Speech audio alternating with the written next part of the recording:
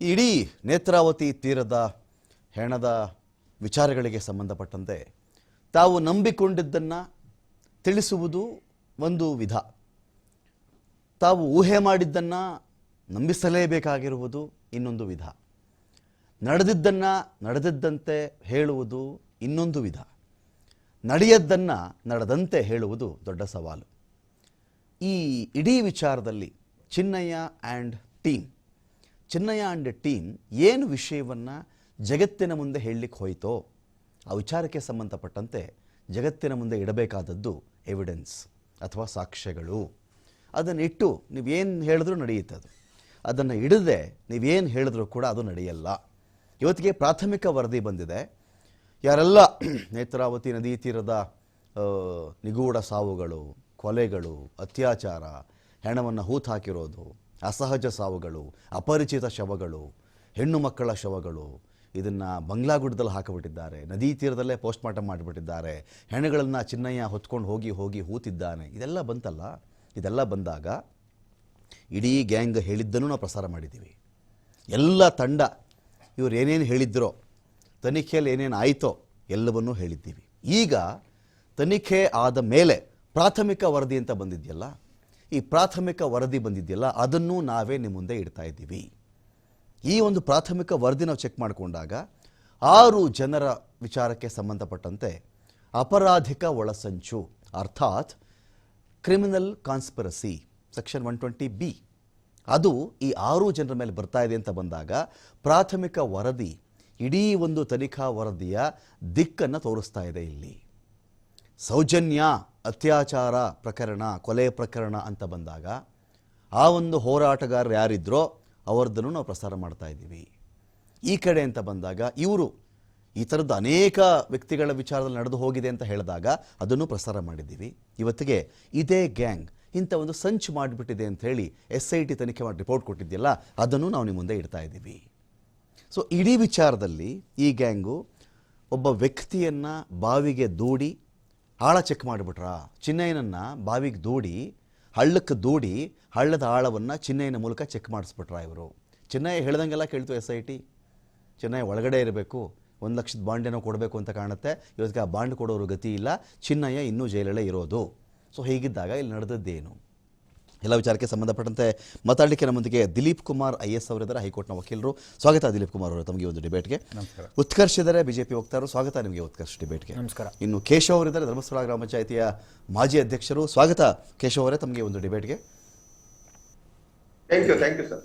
ಕೇಶವ್ಜಿ, ಈಗ ನಾನು ಒಂದು ಫಸ್ಟ್ ಕ್ವಶನ್ ನಿಮಗೆ ಕೇಳಿಬಿಡ್ತೀನಿ.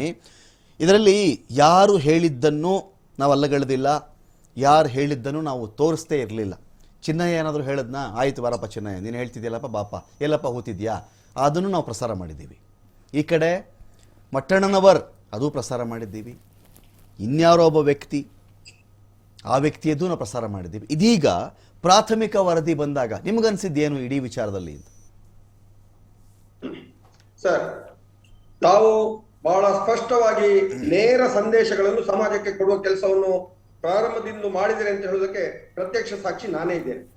ಆದ್ರೆ ಇವತ್ತು ಒಬ್ಬ ಆ ಷಡ್ಯಂತ್ರ ಏನು ಅಂತ ಹೇಳ್ತಾವ ಅದ್ರಲ್ಲಿ ಒಬ್ಬ ಸದಸ್ಯ ಬಂದು ಯಾವುದೇ ವರದಿ ಬರ್ಲಿಲ್ಲ, ನೀವ್ ಯಾಕೆ ಇದನ್ನು ಹೇಳ್ತಾ ಇದ್ದೀರಾ, ನೀವು ಹೇಳಿದ್ರೆ ಏನಾದ್ರು ನಮಗೆ ಹೆಚ್ಚು ಕಡಿಮೆ ಆದ್ರೆ ಸಮಾಜದಿಂದ ನಮ್ಮನ್ನು ಬಹಿಷ್ಕಾರ ಹಾಕ್ತಾರೆ, ಹೆಚ್ಚು ಕಮ್ಮಿ ಆದ್ರೆ ನೀವೇ ಜವಾಬ್ದಾರಿ, ನೀವು ಸತ್ಯದ ಮೇಲೆ ದೊಡ್ಡ ಬಂಡೆಕಲ್ಲನ್ನು ಇಟ್ಟು ಇದನ್ನು ಪ್ರಚಾರ ಮಾಡ್ತಿದ್ದೀರಿ, ನೀವು ಸತ್ಯವನ್ನೇ ಹೇಳ್ತಿಲ್ಲ ಅಂತ ಹೇಳುವಂತ ಮಾತನ್ನು ಹೇಳ್ತಾ ಇದ್ದಾರೆ.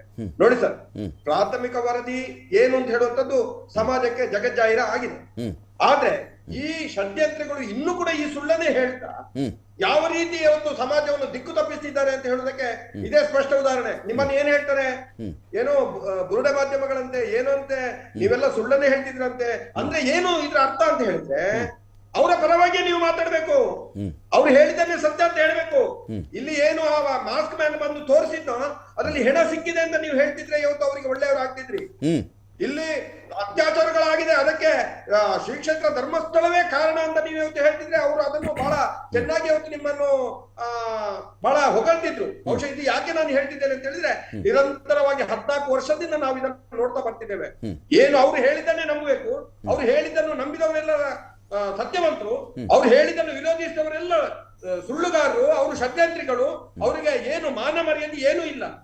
ಅವರಿಗೆ ನಿನ್ನೆ ಕೂಡ ಒಬ್ರು ಹೇಳಿದ್ರು, ನಾಯಕ ಅದರಲ್ಲಿ ಷಡ್ಯಂತ್ರ ನಾಯಕ ಹೇಳಿದ್ರು, ಸಂವಿಧಾನವನ್ನು ನಾವು ನಂಬುದಿಲ್ಲ, ಈ ದೇಶದ ಏನು ರಾಜಕಾರಣಿಗಳನ್ನು ನಂಬುದಿಲ್ಲ, ಈ ಪೊಲೀಸರನ್ನು ನಂಬುದಿಲ್ಲ, SIT ಅನ್ನು ನಂಬುದಿಲ್ಲ, ಈ ರಾಜಕೀಯ ವ್ಯವಸ್ಥೆಯನ್ನು ನಂಬುದಿಲ್ಲ, ಒಂದು ನ್ಯಾಯಾಲಯವನ್ನು ಕೂಡ ಅವರು ನಂಬ್ತಿರ್ಲಿಲ್ಲ. ಒಂದು ಮಾತನ್ನು ಹೇಳಿದ್ರು, ನಾವು ನ್ಯಾಯಾಲಯವನ್ನು ಮೊರೆ ಹೋಗ್ತೇವೆ, ನ್ಯಾಯಾಲಯಕ್ಕೆ ನಾವು ಶರಣಾಗ್ತೇವೆ, ನ್ಯಾಯಾಲಯ ಹೇಳಿದಾಗೆ ಕೇಳ್ತೇವೆ ಅಂತ ಹೇಳಿ. ನೋಡಿ, ಸದ್ಯ ಇವತ್ತಲ್ಲ ಇದ್ರು ನಾಳೆ ಒಂದು ದಿನ ಹೊರಗಡೆ ಬರಲೇಬೇಕು. ಇವರು ಏನು ಮಾಡಿದಾರ ಎಲ್ಲ ಷಡ್ಯಂತ್ರ ಹೇಳೋದನ್ನು ನಾವು ಖಂಡಿತವಾಗಿ ಹೇಳ್ತಿದ್ದೇವೆ ಸರ್. ಓಕೆ ಓಕೆ ಉತ್ಕರ್ಷ್, ಇದಕ್ಕೆ ಭಾಳ ವಿರೋಧಿಸಿದ್ದೀರಿ ನಿಮ್ಮ ಪಾರ್ಟಿ. ಏನಕ್ಕೆ ತನಿಖೆ ಮಾಡಿಸ್ತಾ ಇದ್ದೀರಿ ಧರ್ಮಸ್ಥಳದ ಮೇಲೆ, ಇದು ಆಗಬಾರ್ದು ಅಂತ ಹೇಳಿ. ಪರಮೇಶ್ವರ್ ಸದನದಲ್ಲಿ ನಿಂತ್ಕೊಂಡು ಒಂದು ಮಾತು ಹೇಳಿದರು, ನೋಡ್ರಿ ಈ ಥರದ್ದು ಬಂದುಬಿಟ್ಟಿದ್ದಾರೆ ಯಾರೋ, ಎಷ್ಟೊಂದು ಸಾವಿರಾರು ಹೆಣ್ಣುಗಳು ಹೂತು ಬಿಟ್ಟಿದ್ದೀವಿ ಅಂತ ಒಬ್ಬ ಮನುಷ್ಯ ಹೇಳ್ತಾ ಇದ್ದಾನೆ. ತನಿಖೆಗೆ ನಾವು ಕೊಟ್ಟಿದ್ದೀವಿ SITಗೆ. ಈ ತನಿಖೆ ಒಂದು ವೇಳೆ ನಡೆದು ನಿಜವಾಗಿಯೂ ಆ ಥರದಲ್ಲಿ ನಡೆದಿದ್ದರೆ ಅವ್ರಿಗೆ ಪನಿಷ್ಮೆಂಟ್ ಆಗಲಿ, ಅಥವಾ ಒಂದು ವೇಳೆ ಆ ಥರ ಆಗದೆ ಯಾರಾದರೂ ಷಡ್ಯಂತ್ರ ಮಾಡಿಬಿಟ್ಟಿದ್ರೆ ಫಾರ್ ಎವರ್ ಧರ್ಮಸ್ಥಳಕ್ಕೆ ಈ ಕಳಂಕ ಅಂಟಿಸಕ್ಕೆ ಟ್ರೈ ಮಾಡಿದ್ದಾರಲ್ಲ, ಆ ಕಳಂಕದಿಂದ ಎಂದೆಂದಿಗೂ ಶಾಶ್ವತವಾಗಿ ಧರ್ಮಸ್ಥಳ ಮುಕ್ತವಾಗುತ್ತೆ ಏನೋ ಒಂದು ಮಾತು ಹೇಳಿದರು. ನೀವು ತನಿಖೆ ಕೊಟ್ಟಾಗ್ಲೇನೆ ಬಹಳ ವಿರೋಧ ವ್ಯಕ್ತಪಡಿಸಿದ್ರಿ. ಇದಕ್ಕೆ ಏನು ಅನಿಸ್ತು ನಿಮಗೆ? ಪ್ರೈಮರಿ ರಿಪೋರ್ಟ್ ನಮ್ಮ ನಿಲುವು ಬಹಳ ಸ್ಪಷ್ಟವಾಗಿತ್ತು. ಅಲ್ಲೇನಾದ್ರೂ ಆ ರೀತಿಯ ಘಟನೆ ಆಗಿದ್ರೆ ಅದನ್ನ ನಾವು ವಿರೋಧ ಮಾಡ್ತೇವೆ ಅನ್ನೋಂತ. ಆದ್ರೆ ಇಲ್ಲಿ ಬಹಳ ಎಕ್ಸ್ಪೋಸ್ ಆಗಿರ್ತಕ್ಕಂಥದ್ದು ಯಾರು ಅಂತಂದ್ರೆ, ಈಗ ಚಿನ್ನಯ್ಯ, ತಿಮ್ಮರೋಡಿ ಅವ್ರು ಇರ್ಬೋದು, ಗಿರೀಶ್ ಮಟ್ಟಣ್ಣವರು, ಇವ್ರು ಹಿಂದೆ ಇದ್ರಲ್ಲ ಒಂದು ಟೀಮ್, ಒಂದು ಗ್ಯಾಂಗ್. ಇವತ್ತೇನು ಇವರೆಲ್ಲ ಸೋಕಾಲ್ಡ್ ಕಾಂಗ್ರೆಸ್ ಅವರು, ಈ ಪ್ರಗತಿಪರರು, ಅವ್ರಿಗೆ ಹೇಳ್ಕೊಳ್ತಕ್ಕಂಥ ಬುದ್ಧಿಜೀವಿಗಳು ಇವರೇ ಇದ್ದದ್ದು ಇವ್ರ ಹಿಂದೆ. ಯಾಕೆ ಅಂತಂದ್ರೆ, ಈಗ DK ಶಿವಕುಮಾರ್ ಅವರು ಒಂದು ಸ್ಟೇಟ್ಮೆಂಟ್ ಅನ್ನು ಕೊಡ್ತಾರೆ, ಇದು ಒಂದು ಷಡ್ಯಂತ್ರ ಅಂತ ಅವರೇ ತನಿಖೆ ನಡೀತಾ ಇರುತ್ತೆ, ಒಂದು ಸ್ಟೇಟ್ಮೆಂಟ್ ಅನ್ನು ಕೊಟ್ಬಿಡ್ತಾರೆ. ದಿನೇಶ್ ಗುಂಡೂರಾವ್ ನೀವು ಅಬ್ಸರ್ವ್ ಮಾಡಿರ್ತೀರಿ, ಅವ್ರು ಬಂದು ಒಂದು ಹೇಳಿಕೆ ಕೊಡ್ತಾರೆ. ಏನು ಅಂತಂದ್ರೆ, ಅವ್ರು ಬಂದು ನಮ್ಗೆ ಹೇಳಿದ್ರು, ಅವ್ರು ಬಂದು ಪ್ರೆಷರ್ ಆಗ್ತಾ ಇದಾರೆ, ಅವ್ರು ಇದನ್ನ ಜಾಗತಿಕ ಮಟ್ಟಕ್ಕೆ ತಗೊಂಡು ಹೋಗ್ತಾ. ಹಂಗಾದ್ರೆ ಅವ್ರು ಯಾರು ಅಂತಂದ್ರೆ, ಇದೇ ಎಡಪಂಥೀಯರು, ಇದೇ ಸಿದ್ದರಾಮಯ್ಯ ಜೊತೆ ಇರ್ತಾರಲ್ಲ ಈ ಡೋಂಗಿಗಳೆಲ್ಲ, ಸೋಕಾಲ್ಡ್ ಬುದ್ಧಿಜೀವಿಗಳು, ಪ್ರಗತಿಪರರು ಕುಮ್ಮಕ್ ಕೊಟ್ಟಂತದ್ದು ಮಾಡಿ ಇದನ್ನ ಒಂದು ಹಿಂದೂ ಧಾರ್ಮಿಕ ಶ್ರದ್ಧಾ ಕೇಂದ್ರದ ಮೇಲೆ ಒಂದು ಅಪವಾದವನ್ನು ಹೊರಿಸಬೇಕು ಅಂತ ಈಗ ಬಹಳ ಸ್ಪಷ್ಟವಾಗಿ ತನಿಖೆ ಮಾಡಿಸಬಾರ್ದಾಗಿತ್ತು ಅಂತ ನೀವು ಹೇಳೋದು. ತನಿಖೆ ಬೇಕಾಗಿರಲಿಲ್ಲ, ಸರಿಯಾದ ರೀತಿಯಲ್ಲಿ ಮಾಡ್ಬೇಕು. ಇವ್ರನ್ನ ಮಗುನ ಚೂಟೋದು ನೀವೇ, ತೊಟ್ಲು ತಗೋದು ಸರಿಯಾದ ರೀತಿ ಅಂದ್ರೆ ಹೆಂಗೆ? ಹಣ ಹೂತಿದ್ದೀನಿ ಅಂತನಪ್ಪ ಒಬ್ಬ ಮನುಷ್ಯ. ಅವನು ಬುರುಡೆ ಚಿನ್ನಯ್ಯ ಬಿಟ್ಟಂತ ಬುರುಡೆ ಅವನು ಪ್ರೊಸೆಸ್ ಅಲ್ಲೇ ಗೊತ್ತಾಯ್ತು. ಸುಜಾತಾ ಭಟ್ ಹೇಳಿದಂತ ಸುಳ್ಳುಗಳೇನು ಅಂತ ಬಹಳ ಸ್ಪಷ್ಟವಾಗಿ ಗೊತ್ತಾಯ್ತು. ಇವ್ರಿಗೆ ಹಣದ ಮೂಲ ಎಲ್ಲಿ ಬಂತು ಅಂತ ಎಲ್ರಿಗೂ ಕೂಡ ಗೊತ್ತಾಯ್ತು. ಈಗ KPCC social justice chairman Dwarakanath ಅವ್ರು ಎಲ್ರಿಗೂ ಕೂಡ ಚಿರಪರಿಚಿತರು. ಈ ಸಮೀರ್ನ ಪೊಲೀಸರು ಹುಡ್ಕೊಂಡ್ ಬಂದಾಗ ಅವನ ಪರವಾಗಿ ವಕಾಲತ್ ಇವ್ರು ಯಾಕೆ ವಹಿಸ್ತಾರೆ? ತನಿಖೆ ಎದುರಿಸ್ತಾ ಇರ್ತಕ್ಕಂಥ ವ್ಯಕ್ತಿ ಒಂದು ತನಿಖೆಯನ್ನ ಫೇಸ್ ಮಾಡ್ಬೇಕಾದ್ರೆ ಅವ್ರ ಪರವಾಗಿ ಯಾಕೆ ವಕಾಲತ್ ವಹಿಸ್ಬೇಕು? ವಕೀಲ ಹತ್ರ ಒಬ್ರು ವ್ಯಕ್ತಿ ಬರ್ತಾರ್ರಿ, ವಕೀಲ ಹತ್ರ ಒಬ್ರು ವ್ಯಕ್ತಿ ಬರ್ತಾರೆ, ಸ್ವಾಮಿ ನಂದೊಂದು ಕೇಸ್ ಇದೆ ನೀವು ನಡೆಸ್ಕೊಡಿ ಅಂತಾರೆ.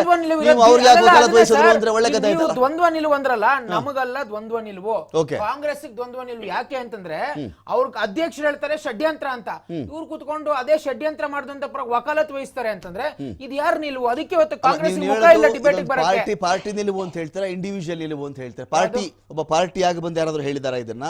ಪಕ್ಷದ ಕಡೆಯಿಂದ ಬಂದಂತ ಹೇಳಿಕೆನ ಇದು?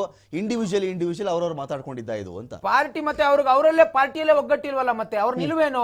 ಒಂದ್ ಕಡೆ DK ಶಿವಕುಮಾರ್ ಅವರೇ ತನಿಖೆ ನಡೀಬೇಕಾದ್ರೆ ಷಡ್ಯಂತ್ರ ಅಂತ ಹೇಳ್ತಾರೆ, ಇಲ್ಲಿ ಇನ್ನೊಂದ್ ಕಡೆ ಇಲ್ಲ ಇದು ಆಗ್ಬೇಕು, ಇದೆಲ್ಲ ಪ್ರಗತಿಪರ ನಮಗೆ ಪ್ರಪೋಸಲ್ ಕೊಟ್ಟಿದ್ದಾರೆ, ಎಡಪಂಥೀಯರು ಬಂದು ನಮ್ಮ ಮೇಲೆ ಪ್ರೆಷರ್ ಆಗ್ತೀರ ಅಂತ ಅವರೇ ವಕಾಲತ್ ವಹಿಸ್ತಾರಲ್ವಾ? ಸೊ ಈಗ ಆಯ್ತು ಸರಿ, ಈಗ ಯಾವ್ದು ಬೇಡ, ಇವತ್ತೆಲ್ಲ ಅವರು ಆರೋಪಿಗಳನ್ನ ಪ್ರೂವ್ ಆಗಿದೆಯಲ್ಲ, ಹಾಗಾದ್ರೆ ಇದೇ ಕಾಂಗ್ರೆಸ್ ಅವ್ರು ಯಾಕೆ ಅವ್ರ ಪರ ವಕಾಲತ್ ವಹಿಸಿದ್ರು? ಯಾವ ಮುಖ ಇಟ್ಕೊಂಡು ಇವತ್ತು ಬರ್ತಾರ ಅವರು? ಅವ್ರಿಗೆ ಮುಖ ಇಲ್ಲ, ಅದಕ್ಕೆ ಕಾಂಗ್ರೆಸ್ ಇವತ್ತು ವರದಿ ಬಂದಿರೋ ಅಷ್ಟೇ, ಕೇಸ್ ತೀರ್ಪು ಬಂದಿಲ್ವಲ್ಲ ಇನ್ನು ಅಂತ. ವರದಿ ರಿಪೋರ್ಟ್ ಅಷ್ಟೇ ಬಂದಿರೋ, SIT ಫಾರ್ಮ್ ಮಾಡಿದ್ದು ಅಂಡರ್ ಯಾರ್ ಗವರ್ಮೆಂಟ್ ಅಲ್ಲಿ? ಇದೇ ಕಾಂಗ್ರೆಸ್ ಗವರ್ಮೆಂಟ್ ಅಲ್ವಾ?